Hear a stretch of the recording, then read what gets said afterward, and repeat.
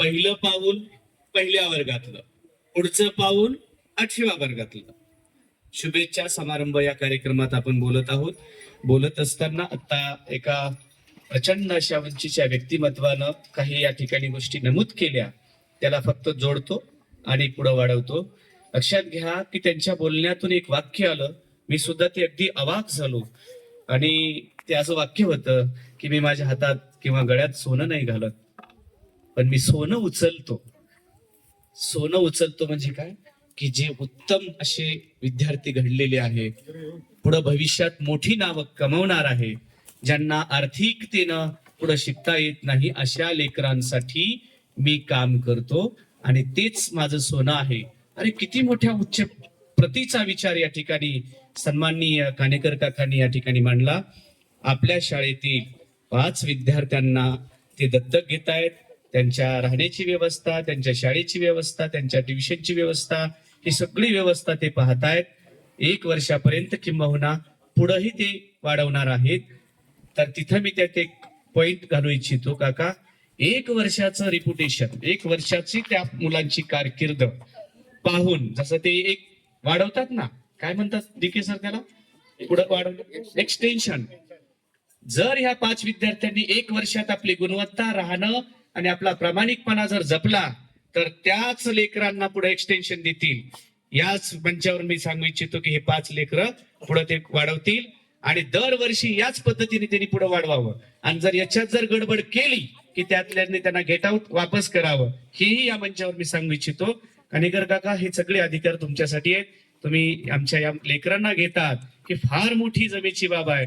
ऊसतोड कामगारांची ही लेकरं आपण आपल्या पदरात घेत आहात.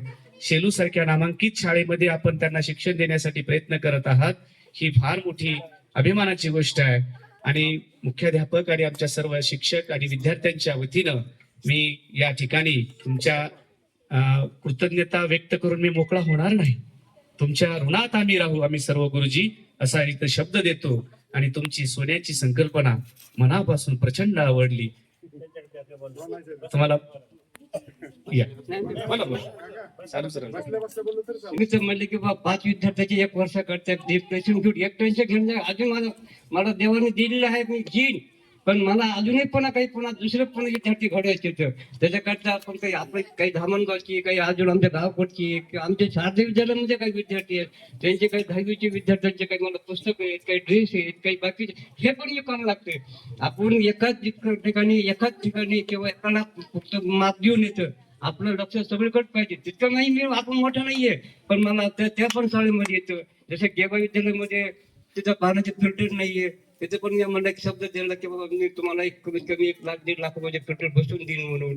किंवा अजून आमच्या शारदा विद्यालयामध्ये ते काही विद्यार्थी त्यांचे आमच्या त्या शाळेमध्ये, तुम्हाला आता मी ज्ञानाने कसे दाखवला, पण त्या शाळेमध्ये की एकही विद्यार्थ्यांचे आई वडील गव्हर्नमेंट सर्व्हिस नाहीये. पूर्ण म्हणजे कामगार किंवा रिक्षावाले किंवा ह्या प्रकारचे विद्यार्थी तिथे शिकायला येते. फार गरीब की त्यांना काही जणांना म्हणजे वह्या नाहीत, पुस्तकं नाहीत, पायात चप्पल नाही, ड्रेस घेऊ शकत नाही. म्हणजे हमालवाडी मधले किंवा तुमचे गोविंदबाबा मठ, दत्त मंदिर किंवा सरकारी शाळामध्ये त्याला वचकवाडी म्हणतात किंवा राजीव गांधी नगर, त्या शाळेमध्ये जे विद्यार्थी आहेत त्या लोकांना काहीच पण कोणत्या प्रकारची सुविधा नाहीये. यावर्षी आम्ही त्या पूर्ण विद्यार्थ्यांना ड्रेस घेणार आहेत, वह्या पुस्तकं घेणार आहेत. पुस्तकं तर गव्हर्नमेंट देते, पण किंवा अजून त्यांना जाणं येण्या करता एक गावामधून 3 गाड्या बरका कुलकर्णी सर, 3 गाड्या किराने केलेल्या आहेत विद्यार्थ्यांना. म्हणजे शाळा लांब असल्या 2 किलोमीटर, तर त्यांचे पूर्ण आम्ही पैसे देतो. 15,000 रुपये महिना एका जीपवाल्याला.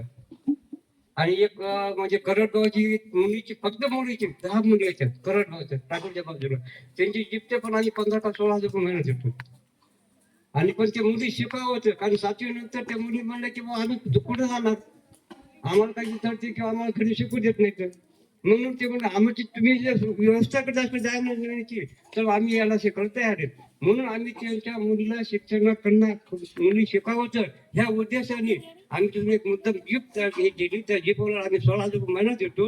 म्हणजे मी एकटं देत नाही, आम्ही प्रत्येक जण आमचे 9 किंवा 10 आम्ही फक्त संचर लोक आहेत ते आम्ही सगळेजण जमा करतो. पण सगळ्यात जास्त थोडं महिना मला द्यायला लागतो. आपण म्हणायला नाही पाहिजे, पण ते जितके महिना पण आम्ही ते विद्यार्थ्यांना शिकवतो. असं काही ना काही आपण घडावतो. आपण एखाद ठिकाणी नाही, आपलं थोडीशी नजर सगळीकडे पाहिजे.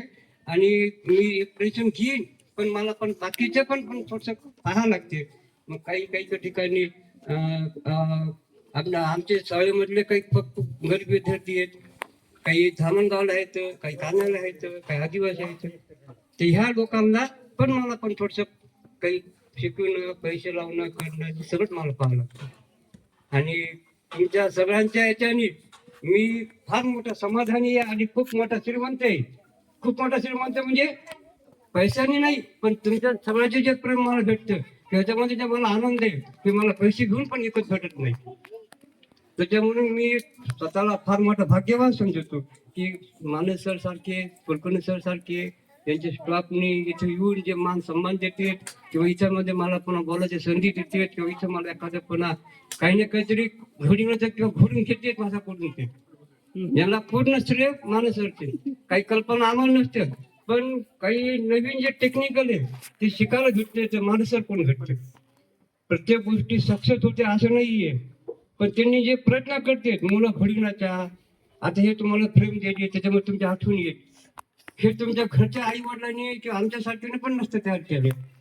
पण तिने 6 वर्षापासून तुमचे फोटो काढून तुमचे गुण त्याच्यामध्ये लिहून ते तुम्हाला आधी दिले.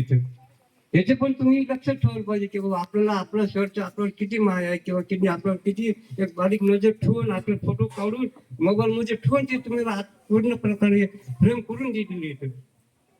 ही तुमच्या आयुष्यामध्ये फार मोठी एक देण आहे की हे तुम्हाला घरचे किंवा आपण पण लक्षात ठेवू शकत नाही. ते सरने तुम्हाला पूर्ण तयार करून फ्रेम दिलेले, हे फार मोठी तुम्हाला एक सप्रण भेट आहे किंवा फार मोठी एक भेट आहे चांगली. मी माझे 2 शब्द संपवतो आणि माणसाला विनंती करतो. तरी आम्हाला दूर ढकललं तरी मी जाणारच नाही. या 5 ज्या पूर्वी जाणार आहेत, जे घेणार आहेत, त्यांना मी सतत सांगणार आहे, यांना सोडायचंच नाहीये. आता एक्सटेन्शन कळायला पूर्वी तुम्हाला काय झाली चर्चा, 1 वर्ष तिथं नेऊन ती चुनूक दाखवतील, पुढचं काय, तर पुढचं साठी काय करायचंय, सोडायचंच नाहीये आपल्याला. 5 तुम्ही 5 जणांनी गुणवत्ता दाखवायची त्यांना, मग ते कशी नाही म्हणतील बघूया. पैशाअभावी कुणाचं शिक्षण थांबत नसतं, अशी मोठी माणसं उभी राहतात. त्यांनी जरी आता तुम्हाला म्हटले असतील तरी ते एक्सटेन्शन मी मिळवून देईन, पण तुम्ही ते प्रामाणिक राहिलात तर. नाहीतर आम्ही ते चेक करू ना, शाळेची गुणवत्ता, तुमचे क्लास मधले तुमचं वागणं राहणं हे सगळं चेक करूनच पुढे होईल. यानंतर उर्वरित फ्रेम आपण देऊया मान्यवरांच्या हस्ते. पुढची फ्रेम आहे या प्रयास